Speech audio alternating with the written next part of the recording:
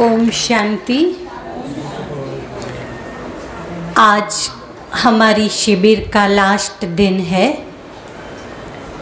सबसे पहले हम थोड़ी क्षणों के लिए शांति में बैठेंगे, परम पिता परमात्मा को याद करेंगे। आज का हमारा विषय राजयोग से प्राप्त करने वाली अष्ट शक्तियाँ, जिनमें से 4 शक्तियों के बारे में हमने सुन लिया है। बाकी की 4 शक्तियाँ हम आज सुनेंगे, जो 4 शक्तियाँ हमारे परिवार के लिए बहुत ज़रूरी हैं। तो सबसे पहले हम थोड़ी देर परमात्मा को याद करेंगे।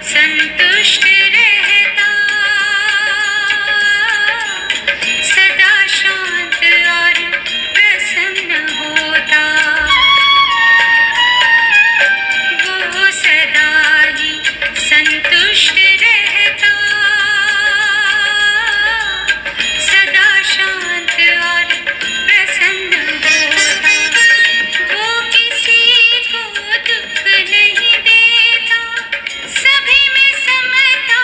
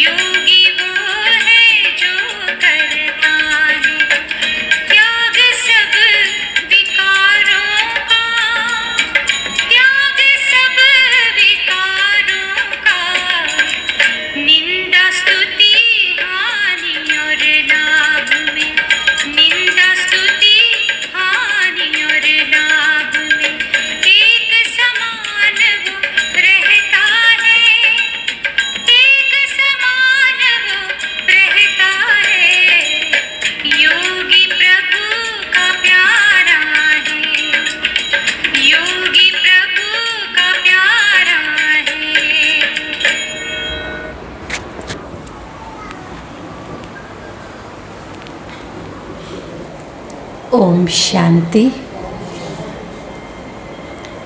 राजयोग से प्राप्त होने वाली अष्ट शक्तियाँ, जिसमें से 4 शक्तियों के बारे में हमने आगे सुना है। आपको याद है वो 4 शक्तियाँ कौन सी हैं? जिन शक्तियों के बारे में हमने आगे सुन लिया। समझ शक्ति, सहन शक्ति, परख शक्ति,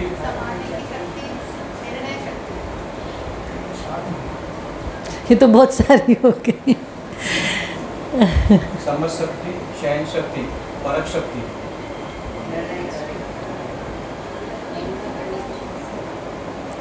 सहन शक्ति, और उसी को हम कहते समझ शक्ति। दूसरी है समाने की शक्ति, तीसरी है परख शक्ति, और चौथी है निर्णय करने की शक्ति।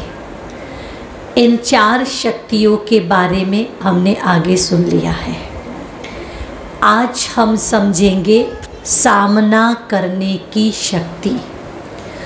जीवन में आने वाली छोटी छोटी समस्याओं का सामना तो हो जाता है, लेकिन कभी कभी ऐसी बड़ी बड़ी समस्याएं होती हैं, हमें उन बातों का भी सामना करना पड़ता है माइंड स्टेबल रख के। तो समस्या का सामना हम कैसे करें? एक छोटा सा गांव था। उस गांव में एक गरीब परिवार, पति पत्नी रहते थे। पत्नी बीमार हुई, हॉस्पिटल वहाँ से 1 घंटा दूर थी। 1 घंटा। और छोटे गांव में गाड़ी भी तो तुरंत नहीं मिलती है। तो पत्नी को पति हॉस्पिटल ले जाने के लिए गाड़ी की व्यवस्था करें, रास्ता जाते समय जितना समय लगे। तो हुआ ऐसा कि रास्ते में ही पत्नी का मृत्यु हो गया। तब पति को इतना आघात लगा कि हॉस्पिटल दूर है, हम जल्दी हॉस्पिटल नहीं जा सके, इसलिए आज मेरी पत्नी उसका मृत्यु हुआ। तो हॉस्पिटल किस जगह पे थी? समझो यहाँ गांव, और यहाँ बहुत बड़ा पहाड़, और उस पहाड़ के पीछे हॉस्पिटल थी। अब पीछे जाना हो तो सारा घूम के जाओ तो घंटा तो लगेगा, लेकिन पहाड़ को तोड़ के अगर रास्ता बनाया जाए तो 3 मिनट, घूम के जाओ तो 1 घंटा। अब ये लोग सोच रहे थे कि चलो गांव में एक हॉस्पिटल बना दें, पहाड़ तोड़ो, उससे अच्छा हॉस्पिटल बनाओ। तो हॉस्पिटल तो बन जाएगी, लेकिन लाइफ टाइम चलाना, और गांव में इतने पेशेंट तो होंगे नहीं। तो ये भाई, उसकी पत्नी का 12 दिन पूरा हुआ विधि की। उसके बाद घर में गरीबी है, फिर भी उसने क्या किया, एक हथौड़ी ली और एक छेनी ली तोड़ने के लिए, और पहाड़ के एक तरफ से हथौड़ी और छेनी से पहाड़ को तोड़ने की शुरुआत की। आप सोच सकते हैं, जिनके पास जेसीबी, ट्रैक्टर या कुछ भी साधन पहाड़ को तोड़ने का नहीं है, जो अपनी पत्नी को हॉस्पिटल जल्दी न ले जा सका, उसके पास तो इतना होगा ही नहीं। फिर भी उसने संकल्प किया, मेरे साथ तो जो होना था हो गया, लेकिन गांव के और लोगों को दुख न पड़े, इसलिए मुझे ये पहाड़ तोड़ना है। हथौड़ा और छेनी लेके पहाड़ को तोड़ने की शुरुआत की। तोड़ते तोड़ते तोड़ते 18 साल लग गए अकेले को, और 18 साल में पहाड़ के बीच से एक रास्ता बन गया जो 3 मिनट में हॉस्पिटल पहुंचा दे। जब पहाड़ तोड़ने की शुरुआत की तो गांव के आते जाते लोग कहने लगे इसकी पत्नी की मृत्यु हुई इसलिए पागल हो गया है। लेकिन कार्य करते करते करते जब सफलता मिली तो गांव वालों ने कहा धन्यवाद कि आपने सारे गांव के लिए इतना अच्छा एक रास्ता बना दिया।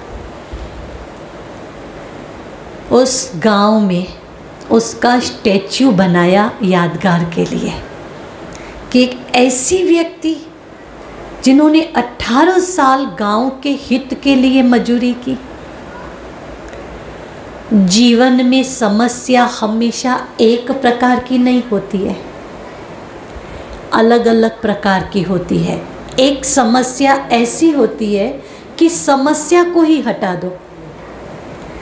दूसरी समस्या कभी कभी ऐसी आती है कि हम समस्या को तो नहीं हटा सकते, लेकिन हमें खुद मोल्ड होना पड़ता है। तो हमारे में ये परख शक्ति होनी चाहिए कि हमें समस्या को बदलना है कि हमें खुद को बदलना है। कई बार हम क्या करते हैं, बदलना है खुद को और कहते हैं परिस्थिति बदल जाए, होता नहीं है। और कई बार बदलना है परिस्थिति को और हम चुपचाप बैठ ठीक है मैं सुधर गई, दूसरा सुधरे ना सुधरे। तो इसलिए हमारे अंदर ये समझ होनी चाहिए कि ऐसी समस्या में हमें क्या करना है। सामना करने की शक्ति। हर घर में झगड़े होते हैं। मैं ऐसा नहीं कह रही हूँ कि आपके घर में झगड़े क्यों हो रहे हैं, होंगे, लेकिन कितना भी बड़ा रूप ले ले फिर उसको धीरे धीरे धीरे छोटे रूप में ले आओ। घर है, परिवार है, तो कहा जाता है कि दो बर्तन होंगे तो टक्कर तो होगा ही, लेकिन कभी कभी जो बड़े करते हैं उसकी असर बच्चों पर कुछ ज़्यादा हो जाती है। और फिर आगे चल के आप बच्चों को कहेंगे ऐसा नहीं करना चाहिए। 10-15 साल का बच्चा होगा तो कहेगा ठीक है नहीं करना चाहिए, लेकिन 18-19 साल का होगा तो कहेगा सब मुझे पता है क्या करना है क्या नहीं करना है। इतना ही नहीं, आप लड़ रहे हैं, आपका बेटा बड़ा होगा, उसकी शादी होगी, उसकी पत्नी आएगी, आप समझ दे कि देखो पत्नी के साथ ऐसे नहीं ऐसे चलना चाहिए, तो बेटा नहीं कहेगा कि आपकी भी तो शादी हुई थी, आपने क्या किया था अपने पत्नी के साथ या पति के साथ। आजकल बच्चे जल्दी समझने लगे हैं। पहले के ज़माने में जो 8 साल का बच्चा समझता था वो सारी बातें आज 4 साल का बच्चा समझ रहा है। माना आजकल के बच्चों का कुछ IQ लेवल फास्ट काम कर रहा है कुछ बातों में, और कुछ बातों में नहीं कर रहा है, क्योंकि बाहर चारों तरफ कलयुग का माहौल है। इसलिए कलयुग से मिलती जुलती जो बातें होंगी ना वो जल्दी स्पर्श करेंगी। हर माता पिता अपने बच्चे का अच्छा भविष्य बनाने के लिए पूरा प्रयास करते हैं, फिर भी बच्चों के लिए टेंशन। 1-2 बच्चे होंगे तो सोचिए आप कौन सी उम्र के थे और आपको बच्चा मिला, और उस बच्चे को बड़ा करते सेट करते आपकी कितनी ज़िंदगी पूरी हुई।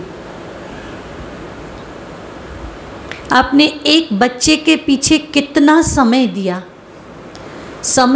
अच्छा किया, धन दिया, अच्छा किया, माना अच्छा पढ़ाया, लेकिन ये सब करते हुए अच्छे संस्कार अनिवार्य थे।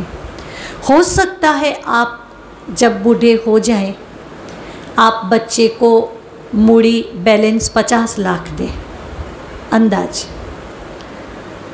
अगर 40 लाख दें तो फ़र्क पड़ेगा कोई? 40 दे या 50 दे, कोई फ़र्क नहीं। माना कि 50 लाख के बदले में 40 लाख देंगे तो चलेगा। अब 40 लाख के बदले में 30 लाख बच्चे को मूड़ी बैलेंस देंगे तो चलेगा, लेकिन संस्कार जरूरी है। पैसे ज़्यादा दे दिए, संस्कार नहीं दिया तो पैसे कितने भी दिए वो पैसे रहने वाले ही नहीं हैं। हम नहीं देख रहे हैं आजकल लोग सुसाइड कर रहे हैं। कहीं कहीं तो इतना पैसा था, इतना पैसा था, सारी जिंदगी वो खुद खाए, उनके बाद उनकी 7 पीढ़ी खाए, तो भी पैसे ख़त्म होने वाले नहीं थे। ऐसे लोगों को भी सुसाइड करना पड़ा। क्यों? सामना करने की शक्ति की कमी। कभी कभी हमारा जीवन एक ऐसे मोड़ पर आकर खड़ा हो जाता है जिसकी हमें कल्पना भी नहीं थी। ऐसे समय पर थोड़ा धैर्य बन के, बात को समझ के उस समस्या का सामना करना। कुछ दिन बीत जाते हैं तो लगता है ये सब तो बिल्कुल सरल था, लेकिन उस समय कठिन लगता था। इसलिए जीवन के फैसले धैर्यता से लें। एक बार एक अच्छे घर की लड़की, अच्छे घर का लड़का, दोनों की शादी हुई। शादी के बाद 3-4 साल ठीक चला। 3-4 साल के बाद कहीं कुछ टक्कर हुआ घर में, बातों का टक्कर हुआ। पति ने गुस्से में बोल दिया, अगर ऐसे ही तू रहने वाली है तो तू चली जा मैके। पत्नी ने भी कहा, अगर तुम कह ही रहे हो तो मैं भी चली जा रही हूँ। बात दोनों तरफ से ज़्यादा खींची गई। सरल थी तब तक सरल थी, लेकिन अब तुमने कहा है तो आज मैं जाके दिखाऊंगी, और वो भी मैके चली गई। अब पति बोल रहा है, कुछ भी हो मैं इसे नहीं बुलाऊंगा, इसकी इच्छा हो तो भले आए। पत्नी कह रही है कि मैं सामने से फ़ोन नहीं करूंगी, अगर वो बुलाएंगे तो मैं जाऊंगी। अब दोनों तरफ से कौन झुके? बात ज़्यादा खिंच गई। बात थोड़ी बिगड़ने लगी और बिगड़ने लगी। कोई ना कोई बीच में तो आता है, चलो इधर भी समझाएं उधर भी समझाएं। तो कोई बीच में आया कि चलो इधर समझाते हैं उधर समझाते हैं। दोनों तरफ थोड़ा समझा करके लेकर तो आए। एक घर में रह रहे हैं लेकिन बात नहीं कर रहे हैं, क्योंकि उसमें भी फिर कोई चाहिए शुरुआत में। तो दोनों आपस में बात नहीं कर रहे थे, क्योंकि वही अभी पुरानी बात मन पर है। ऐसी मन पर स्थिति थी, इसमें किसी ने एक ने बोल दिया, मना कर रही थी ना मैं तो चली जाऊंगी, क्यों आई? और लग गई मन पर। तो बहुत कह रही थी ना, आई क्यों? क्योंकि जिसने कहा था पति ने कि मैं के चली जाओ, उसने तो बुलाया नहीं, बीच में तीसरा कोई आया, धमकियां दे रही थी, तो क्यों भाई, रहना चाहिए ना वहीं पे। और लग गई मन पे, और मन पे लग गया तो रह वहाँ रही है, दोनों बोल नहीं रहे थे। अब इतने में क्या हुआ, पत्नी के मन पे इतना असर होने लगा कि देखो मैं खुद आई भी, लेकिन मेरे साथ बात नहीं कर रहे हैं। बात नहीं करते हैं तो अंतर बढ़ता जाता है। पत्नी ने सोचा जब बात ही नहीं करनी है तो मैं बिस्तरा पोटला भर के अब चली जा रही हूँ। वो बिस्तरा पोटला भरने लगी। वो बिस्तरा पोटला भर रही है, पति देख रहा है, करने दो, इसका घमंड कहाँ तक दिखा रही है। सच की बात मैं बता रही हूँ। वो अपने कपड़े भरने लगी, लेकिन मन में, एक बार अगर मुझे कह देना कि तुम नहीं जाओ तो मैं नहीं जाऊँगी, लेकिन एक बार भी नहीं कह रहे। बैठक में बैठ के देख रहे हैं, ये भरिया, ये बैग भरी, थैला भरा, ये भरा, लेकिन बोल ही नहीं रहे। बार बार नज़र कर रही है। एक बार कह दे कि तुम्हें नहीं जाना है, एक बार कह दे नहीं जाना है तो मैं नहीं जाऊँगी, लेकिन एक बार भी नहीं कहा। सोचती रही, नहीं कहा। आखिर क्या करेगी फिर? थोड़ा भी अहंकार तो होता है सबको। एक बैग, एक थैला भर ही दिया, भर के घर से बाहर निकली। एक रिक्शा आई। पति सोच रहा है कि एक बार अगर ये मुड़ेगी ना, पीछे देखेगी तो मैं कहूँगा वापस आ जा। एक बार सिर्फ इसने मुंह इधर किया तो मैं कहूँगी वापस आ जा, लेकिन वो मुड़े तो ना। माना दोनों एक दूसरे से प्रेम भी कर रहे हैं। पत्नी रिक्शा में बैग रख रही है, थैला रख रही है। पति कह रहे एक बार नज़र करे तो मैं बुला लूँगा। पति बार बार सोच रहा है एक बार पीछे नज़र करेगी तो मैं बुला लूँगा। रिक्शा में बैग रखी, थैला रखा, उसके पीछे फास्ट एक गाड़ी आ रही थी, टकरा गई।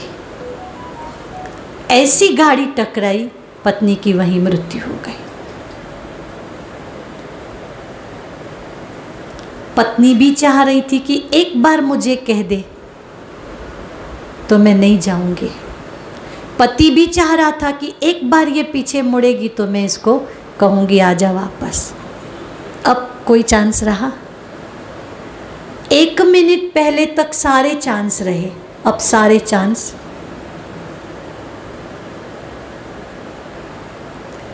छोटी छोटी बातें घर में बड़ा रूप कभी कभी ले लेती हैं।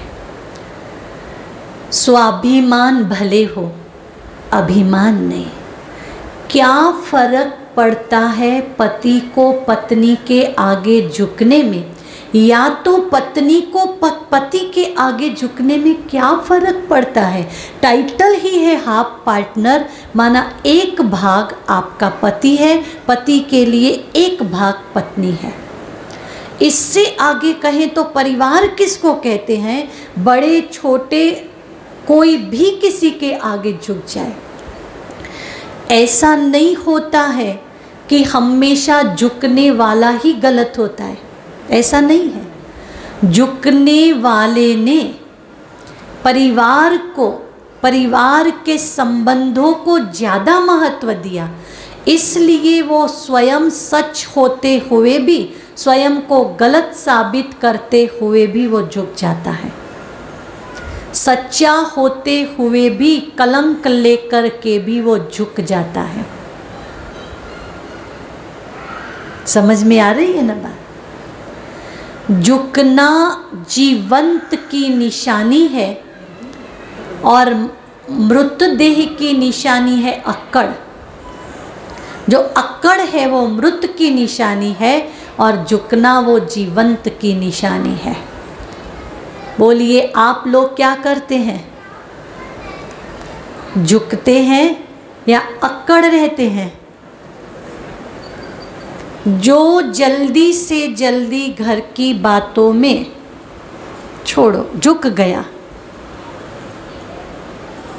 वही फलदायक बनता है। समझ में आई बात? बोलो कौन झुकता है घर में? जिसमें ये आदत है, संस्कार है, वो हाथ उठाओ। वाह वाह वाह वाह वाह, अच्छा, बहुत अच्छा। हम लोग जब ब्रह्मा कुमारियाँ बनते हैं तो दादियाँ भी हम लोगों को भी कई बातें समझाती हैं। सेंटर पे कैसे रहना है, लोगों के साथ कैसे रहना है, आने वालों के साथ कैसे ज्ञान की बातें करनी है, बहुत सारी बातें समझाती हैं। इसलिए परिवार को बनाना है तो सामना करने की शक्ति, माना कभी कभी समस्या को बदल देना और कभी कभी खुद को बदल देना। कभी कभी ऐसी समस्या होती है जो समस्या ही हट जाती है, और कभी कभी ऐसी समस्या होती है कि हमें खुद को बदलना ही पड़ता है।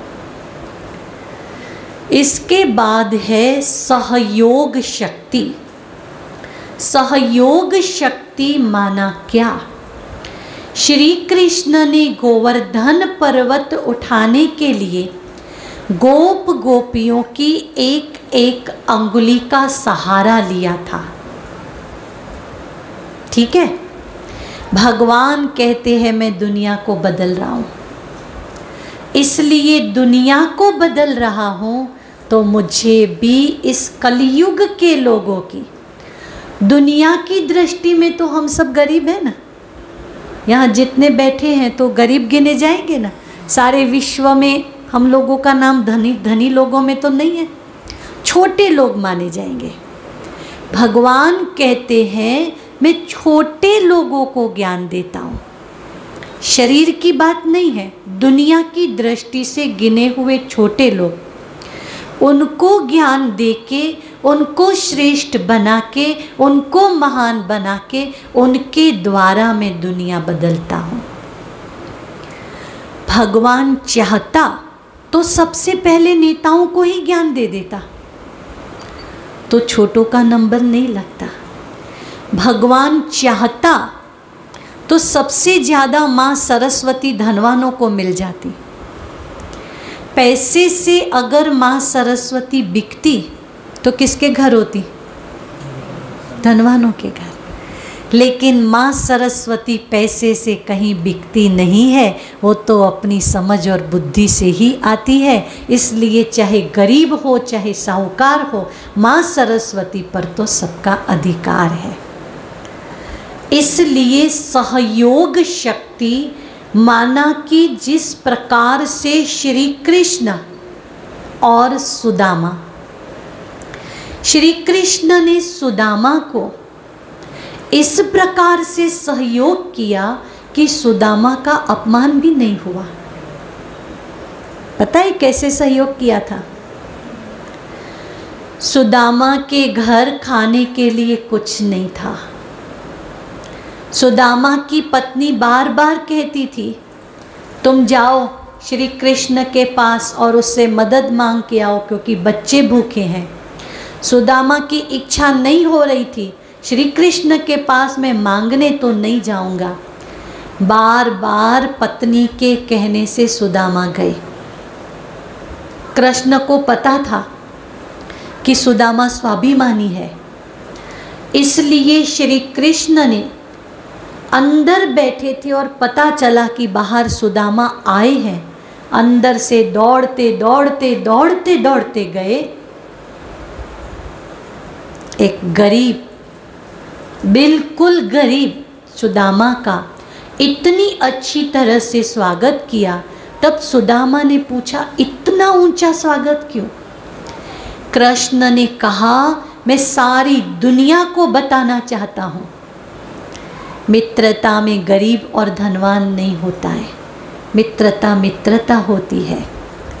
इसलिए मैं तुम्हारे प्रेम के लिए मैं दौड़ते दौड़ते अंदर से आया हूँ।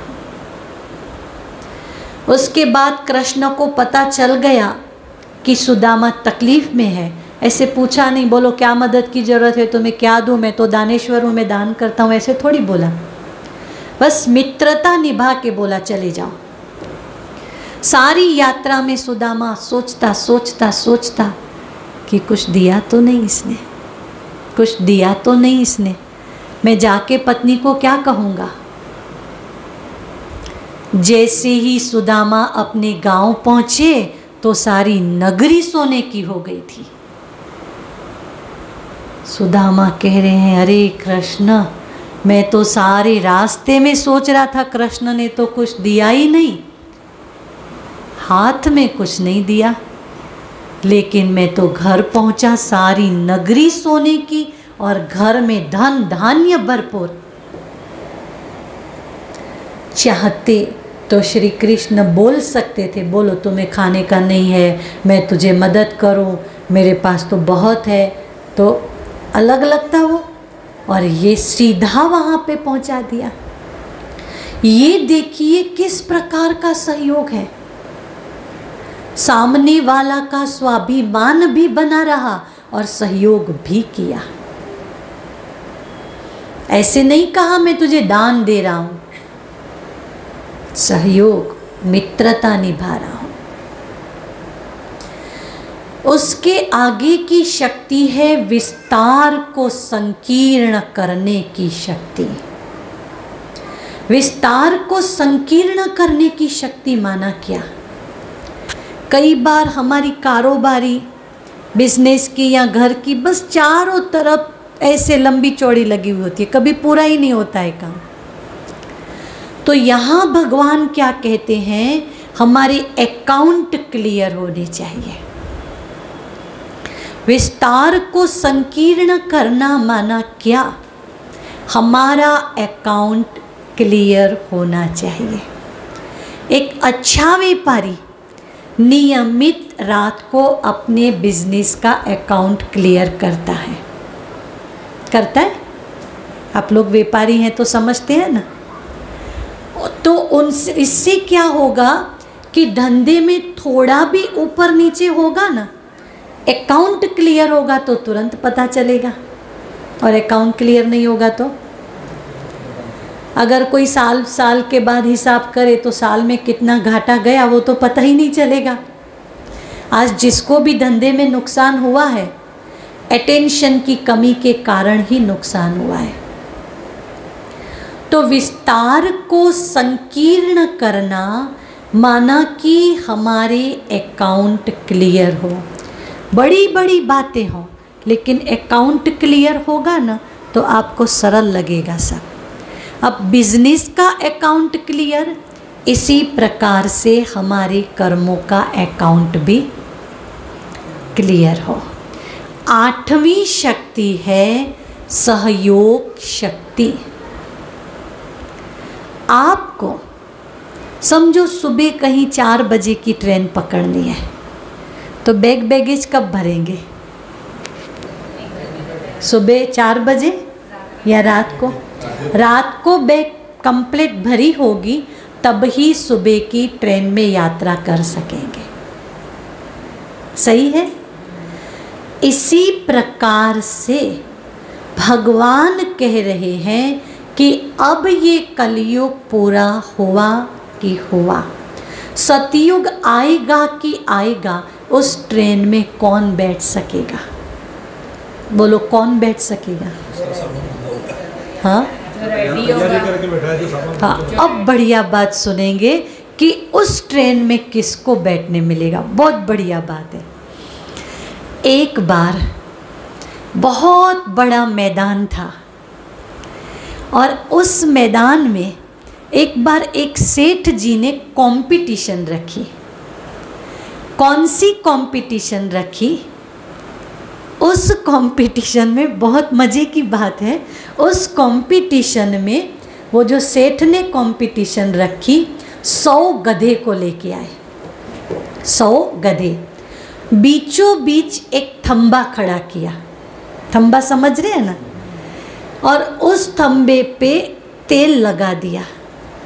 100 गधों को कहा, इस थंबे के ऊपर तक जो पहुंच जाएगा, 100 बीच में एक थंबा और 100 गधे, 100 गधों को कहा यहाँ जो थंबे पे ऊपर चढ़ जाएगा ऊपर तक, वो जितना इनाम कहेगा, जो कहेगा उसको हम वो दे देंगे। एक तो थंबा सीधा, दूसरा तेल लगा हुआ चिकना, और चढ़ने वाले गधे। अब गधे थोड़ा कूदने गए, तो जैसे ही कूदने गए वो तो खिसक गए नीचे, कूदने गए खिसक गए। पहली बार में 90 निकल गए। हम नहीं जीत सकते हैं। 90 निकल गए तो वो तो ऑडियंस बन गए, खेल देखने वाले। बाकी और भी पब्लिक बहुत थी, लेकिन ये 90 निकल गए। बाकी रहे कितने? 10। अब 90 निकल के क्या बोल रहे हैं, ये सेठ जी ने कंपटीशन ही गलत रखी है। सीधा थंबा चिकना, कोई नहीं चढ़ सकेगा, कंपटीशन ही गलत है, कोई नहीं चढ़ सकेगा। लेकिन 10 तो अभी नहीं निकले थे, 10 वहाँ कूद रहे थे कि शायद चढ़ जाएं, शायद चढ़ जाएं। तो 10 कूदते रहे और 90 चिल्लाते रहे। 90 क्या बोल रहे हैं? किसी भी हालत में ये जीतने वाले ही नहीं हैं। अब 90 बार बार चिल्ला के बोल रहे हैं, तुम नहीं जीत सकोगे, तुम हारे हुए हो, निकल जाओ। तो 3-4 और निकल गए। 6-7 लोग अभी कूद रहे हैं कि शायद चढ़ गए, शायद चढ़ जाए, शायद चढ़ जाए। अब इधर 94 लोग चिल्ला रहे हैं कि इस खंबे पे कोई नहीं चढ़ सकेगा, लेकिन 6 चढ़ने का प्रयास कर रहे हैं। 2 और टूट गए मन से कि नहीं चढ़ सकते हैं, 2 और निकल गए। तो इधर 96 हुए और इधर 4 हुए। अब 96 तालियां बजा रहे हैं कि तुम नहीं जीत सकोगे, कुछ नहीं, कोई नहीं जीत सकता है, कंपटीशन ही गलत है। इतने में और 2 निकल गए, इधर 98, इधर 2। 98 लोग एक साथ बोल रहे हैं इसमें कोई जीतने वाला नहीं है, फालतू का मेहनत, फालतू की मेहनत कर रहे हो, छोड़ दो। एक और निकल गया, रहा 1। अब 1 रहा, वो खंबे पर चढ़ते चढ़ते चढ़ते चढ़ते चढ़ते लास्ट तक पहुंच गया। लास्ट तक पहुंच गया तो 99 लोग जो चिल्ला रहे थे कि तुम नहीं जीत सकते, नहीं जीत सकते, जैसे ही वो ऊपर पहुंचा 99 लोग चुप हो गए। 99 तो चुप हो गए, लेकिन और जो पब्लिक खेल देख रही थी वो तालियां बजाने लगी। इतनी तालियां बजाई, इतनी तालियां बजाई कि देखो ये 99 लोग हार गए और ये 1 जीत गया। जब वो जीत गया तो उसको पूछा तुमने क्या किया, तो कोई उत्तर नहीं मिला। अरे तुमने क्या किया जो तुम चढ़ गए, तो कोई उत्तर नहीं दिया। फिर और कोई आया, अरे तुम बताओ तो सही तुम कैसे जीते, 99 लोग जब हार गए तो तुमने क्या किया। तो एक गधा आके बोल रहा है कि ये तो बहरा है, सुनता ही नहीं है।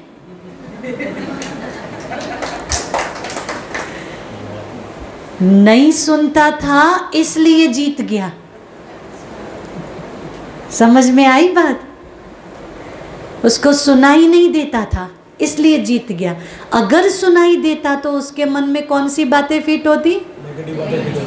नेगेटिव। तो वो हार जाता।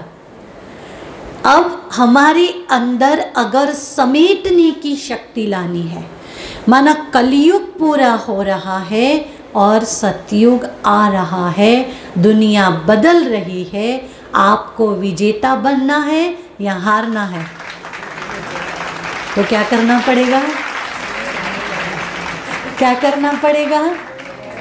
बोलो, छोटी छोटी बेटियां बताओ क्या करना पड़ेगा? हाँ,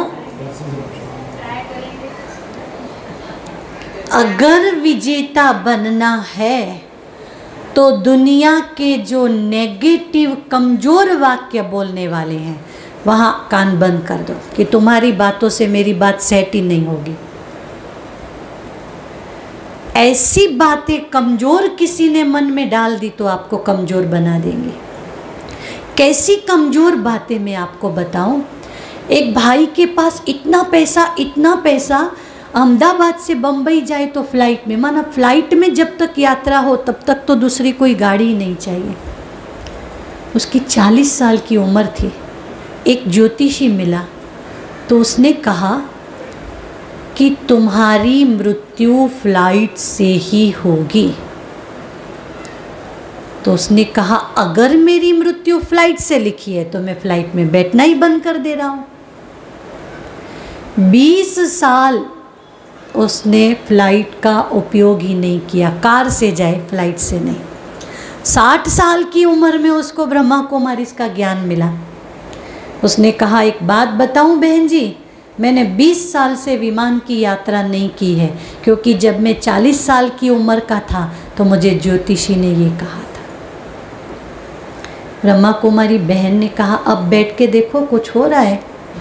तो बोला मैं मर जाऊं, फिर कैसे पता चले कुछ हुआ या नहीं, बात ही पूरी हो जाएगी। बहन ने उसके मगज में से वो बात निकाली कि तुम्हारे मन में ये बात घर कर गई है, तुम पहले मन में से निकालो तुम्हारे नसीब में से वो बात निकल जाएगी। पहले मन से निकालो। उसको ज्ञान दिया, वो ज्ञानी बन गया, और ज्ञानी बनने के बाद में मन से निकाल के फिर फ्लाइट में यात्रा करने लगा। अब सोचो, नहीं तो 20 साल तक उसको क्या था मन में? बस फ्लाइट से मेरी मृत्यु होगी, नहीं होने वाली होती तो भी। इसलिए हमारे सबकॉन्शियस माइंड में अगर कोई भी ऐसी बात घुस गई तो वो निकालनी मुश्किल होती है। और ऐसे कलयुग में नेगेटिव इन्फॉर्मेशन से तो हमें दूर ही रहना चाहिए, क्योंकि आजकल उल्टी बातों से कमज़ोर बनाने वाले बहुत हैं। किसी भी फील्ड में आप हैं, चाहे पढ़ाई कर रहे हैं, चाहे बहनें घर में रसोई बना रही हैं, चाहे आप बिजनेस कर रहे हैं, जब तक आपका मन शक्तिशाली होगा तब तक आपको कोई कुछ नहीं कर सकेगा। इसलिए समेटने की शक्ति माना क्या? समेटने की शक्ति माना आप समझिए कि अब दुनिया बदल रही है तो हमें भी बदलना है। तो ये हुई 8 शक्तियाँ।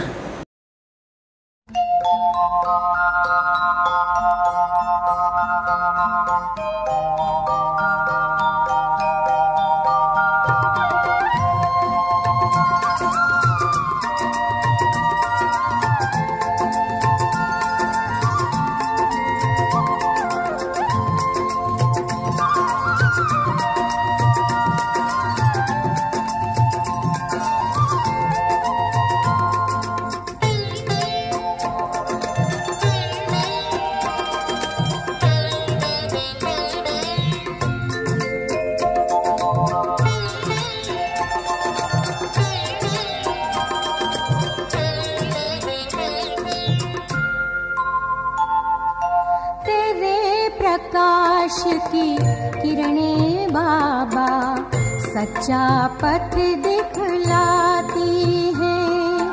तेरे प्रकाश की किरणें बाबा सच्चा पथ दिखलाती हैं। इस दुनिया की सारी बातें ठीक सी पड़ जाती हैं।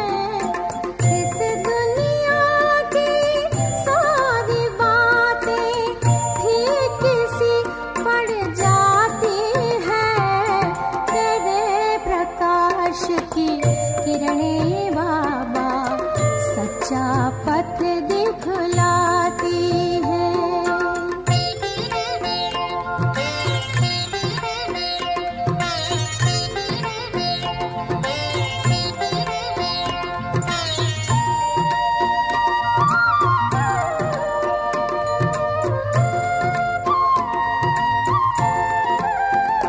तेरी मंद सुगंधित छाया शीतलता हमें ले जा